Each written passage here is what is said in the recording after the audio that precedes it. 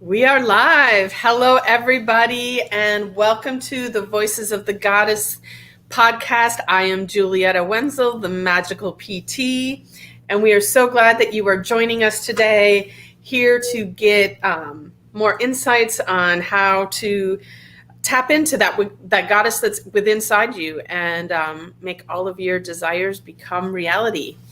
And today we are super lucky to be joined by Lisa Perry. She's an executive coach. And welcome. Why don't you tell our audience who you are and what you do? Okay, awesome. Thank you, Julietta. It's really fun to be here. I am an executive coach and trainer. I am credentialed through the International Coach Federation, which is actually the only standardizing body for coaches worldwide. I've trained through the Coach Training Institute, which is recognized as one of the world's leading coach programs. And I've also studied Neuro-Linguistic Programming. So anything coach related, I am always very interested in and always studying. I am a wife and a mom of 2 teenagers. And up until a year and a half ago, I spent most of my 20 years of my career working and living abroad in the Middle East and in Asia. And now we're in Florida. An interesting life that you've led. And I love that you said that you're always looking to learn more yourself. And I think that is such a big deal. You know, for me as a physical therapist, I'm 30 years into my career and I'm always looking for something more, some other way that I can better serve my clients. And you kind of seem like that kind of person too. Right. I know. Sometimes I feel like it can almost become a bit of a fault though, because I'm always feeling like I have so much more to learn. I forget to recognize what I actually already do know and have accomplished, because I just am so aware of what else is out there and how it doesn't seem like I'm ever caught up. That is a huge thing, and something I think I suffered with earlier in my career, like always almost thinking that you're not enough. Like I have to do more to be good enough. And yeah, we do get to acknowledge our accomplishments so far and acknowledge that we do know a lot and we have a lot to offer the world. So right. Yeah, absolutely. Cool. Well, I'm super glad that you're on our show today. We're missing Allison. She's traveling. So, but I think Julietta and Lisa will hold down the show just fine. Absolutely. So we're going to dive into the questions. And the first question is, what is your superpower? Or you can tell us, what if you could choose any superpower, what would it be? Right. All right. Well, I mean, there's so many superpowers that I would like to have. So I was trying to think of what I might actually already have. And it kind of dawned on me that I've been told by, previous, in my previous career and in just by friends in general, that it's like I'm a good people reader. And I think what it comes down to is intuition. And it took me a while to develop that. I'm still developing it, because intuition oftentimes needs a quiet space to present itself. And in our busy lives, in our busy world, sometimes we just don't get quiet enough or we don't trust ourselves enough to listen to it. And I find that when I really do trust myself to follow those hunches and that just kind of like that gut feeling that I have, that's intuition speaking to me. And more times than not, it plays through. It's accurate. And so, the older I get and the more experiences I have, I realize that that's a real, we all have that ability, but I'm learning how to tap into it more. And I learned, I think it's been about 13 years ago, I was learning Reiki. And that it really started to present itself then. And I think that was probably the time when I started to grow into my own kind of spirituality. And the more I did, the more the intuition grew. So I still have trouble. Sometimes I have to remind myself to trust myself. I think that's something too, in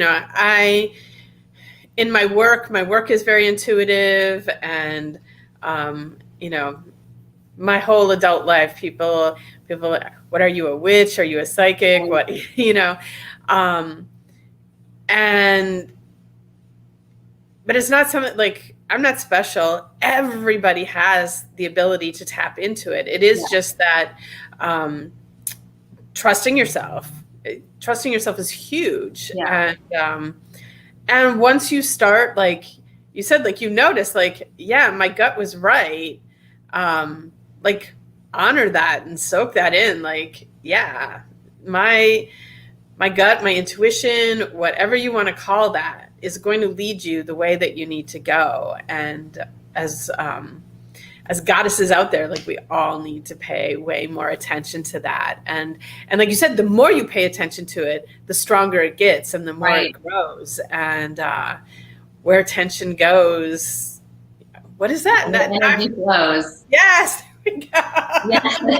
I totally believe that. I think it's so true. And I totally agree with you. Like everybody has that as a superpower. It's just a matter of like, how willing are you to accept it, to trust it, and to develop it? I think nowadays too, like people are becoming more open to it. Like, possibly historically, like religious beliefs, like led people to believe that it was something that wasn't good, that maybe it was sinful or evil or something like that.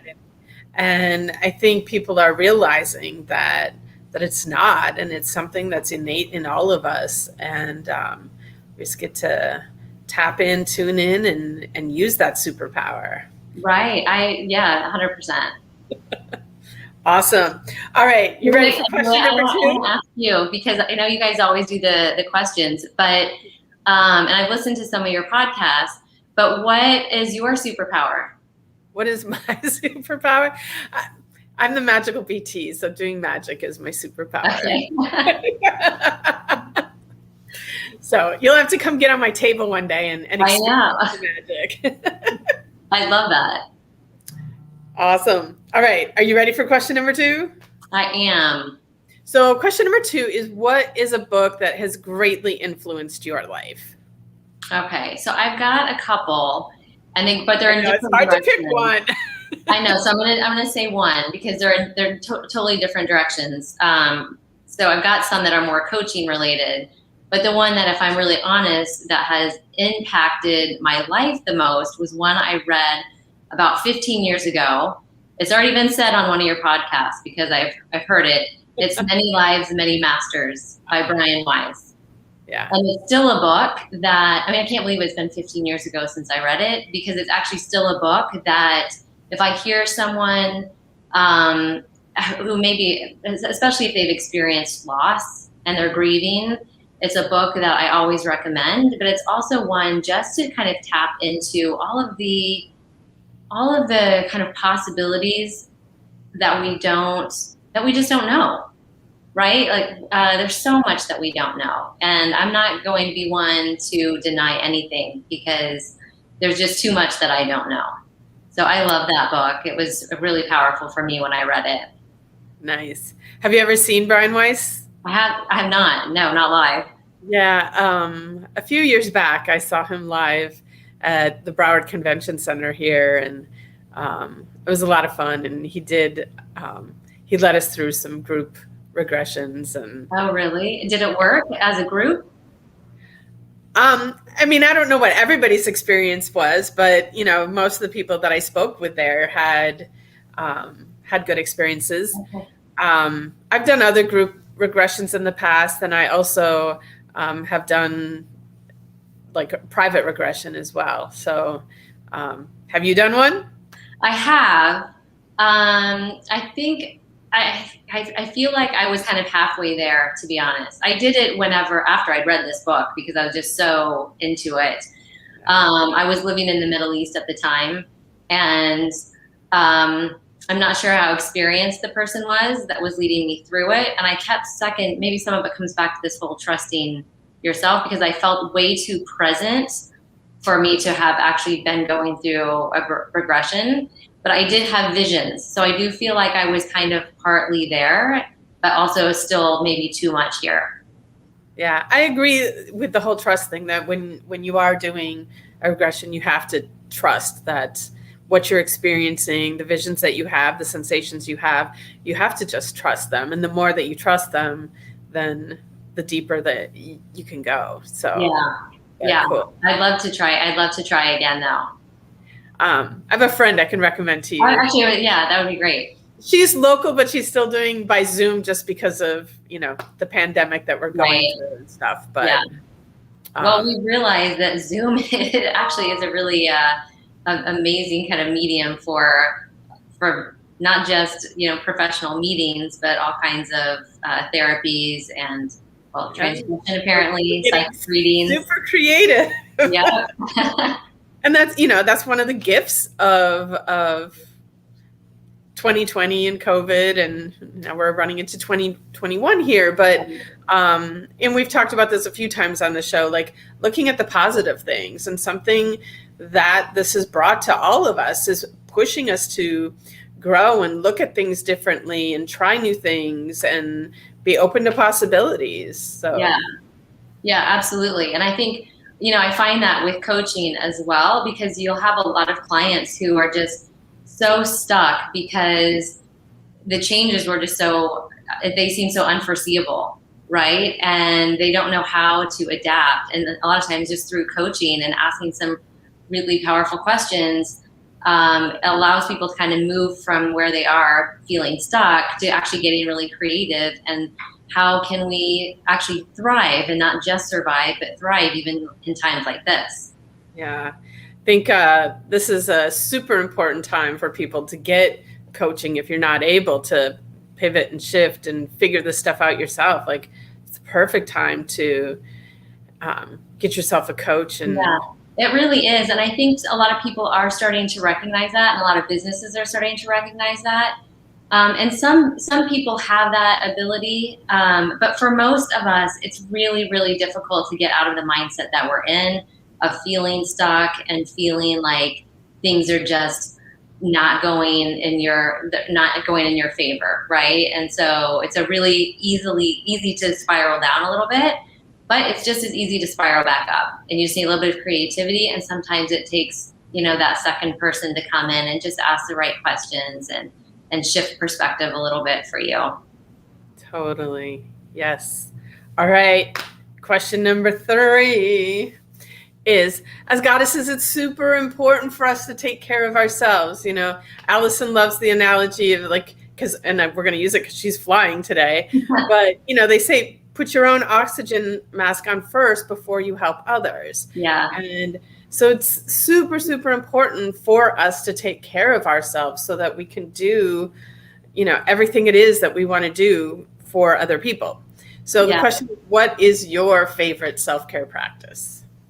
Well, I agree. I actually agree with that analogy about putting your own oxygen mask on first. But I think especially as women, we have this very nurturing, typically a very nurturing style. We're so busy taking care of everyone else that we start to fizzle. So the one thing that I do almost every day is exercise.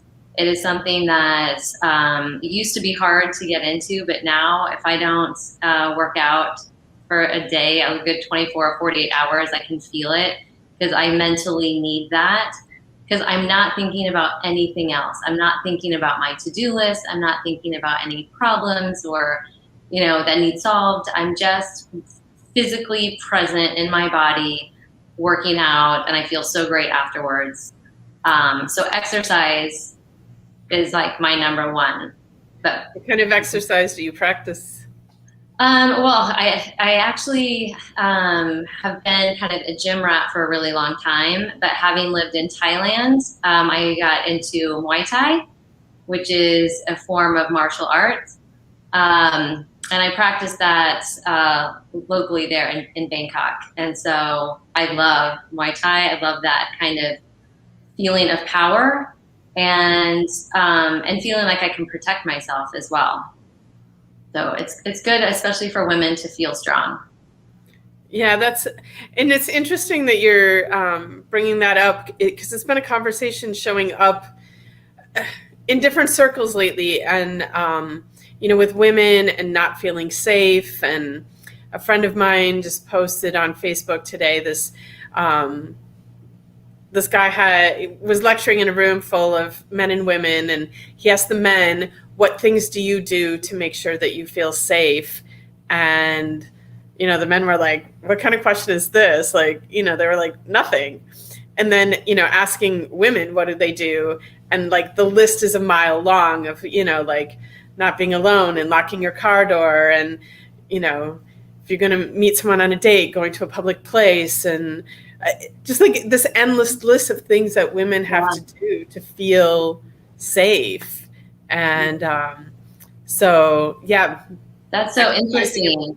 And I think that, that list would probably be longer, but some of the things that we do to feel safe are probably subconscious. We don't even realize we're doing it because we've been doing it for so long as a safety mechanism for ourselves. Yeah. So interesting times, and interesting, and this is part of what all of this stemmed out of too, is, we've lived in such a patriarchal society for thousands of years, and it really is time to awaken the sacred feminine and, make this world a more loving, healing, happy place. And hopefully there will be a time when women don't have to sit there and worry about being able to protect themselves and feeling strong enough and feeling safe. And so. Right. Yeah. And it's really up to us now. I mean, one of my teenagers is a girl, but I think about it for both of them, but especially for women, we now can really empower our daughters and our nieces and, those around us that, what do they need to do and be to feel safe? But how do we teach our, young men also? Because it's all about equality. It's not about one or the other being different. It's just about all of us recognizing each other as equals. And finding the balance. Yeah. Yeah, for sure. All right. Our final question, before we started this podcast, we did some research and talked to a lot of women out there, and to know what do they want help with. And one thing that came up over and over again was accountability. And so the question is, how do you create accountability? So I would say other people should get a coach for accountability. I have an accountability partner in my husband. We're also business partners, and we work really well together. But before we were business partners, he's really driven it too. He's very goal oriented. And so we will sit down together and write out our goals, or we will share our goals with each other, and then we will check in with each other as well. But for myself, if that's probably more periodically that we do that, but on a daily basis, and this is something I've started fairly recently after reading a book by Marshall Goldsmith, who is another coach. And they're accountability questions. They're your daily questions. And I answer them every night. And you can have as many as you'd like. But basically the question starts with, did I do my best today too? And so whatever my goals might be, or whatever I want my questions to be. So I can have personal in there. So it's did I do my best today to be kind and loving to my son, to my daughter, to my husband? Did I do my best today to meet my goals of my business? And so I can break those down if I want to have 20 questions into each of my goals and say, did I do my best today? And you can answer those as a yes or no, or you can have this sliding scale where, some people might have, did I do my best today to work out? If fitness is one of their goals, and maybe they could say yes or no, but maybe they actually just went on a short walk and it wasn't really what they wanted to do. It wasn't as intense. So they could say it was a 5, but tomorrow they're going to push themselves to make sure it's an 8 or a 9. So I do those daily questions every night. I love that. Wow. I really love that. So we're getting towards the end of the show here, and we always ask what our takeaways are, and that's going to be my takeaway. I love that. Did I do my best? And Very cool. I was going to say earlier, I was thinking I love to just, we always need the reminder to trust ourselves, doesn't matter how well we trust ourselves. We need that reminder to trust ourselves even more. So that was originally going to be my takeaway, but then I don't think I've ever heard that before, which it just seems so, it kind of seems obvious, but. Right. Yeah. It's super simple, but it's really effective. And you can just have it on your bedside table so that every night you're reminded. And if you want to change your own questions every week, they don't have to be the same, but you can, include your business, your and your personal as well. Just Nice. make sure you're hitting your mark. I like it. What was your takeaway from today? I feel like the whole conversation was so great and so fun. But I think my takeaway was that I need to come experience some magical PT. For sure, that's my takeaway. Yes. Awesome. Well, thank you so much for coming on with me today, Lisa. It was a pleasure having you. We're going to make sure that we put your contact information and stuff in the comments and in the podcast. This will be in the show notes. And I want to thank all of our listeners for joining us today. If you enjoyed what you heard, please make sure that you subscribe to our YouTube channel, follow us on Facebook, Instagram, our podcast. Check out the show notes to find out all the information, how you can get in contact with us. And all the resources of the books and everything that we talked about today with Lisa, that will be in the show notes as well, so you can check it out. And thank you all for joining us today. Have a magical day, and we'll see you next time. Thanks, Julietta. Thank you.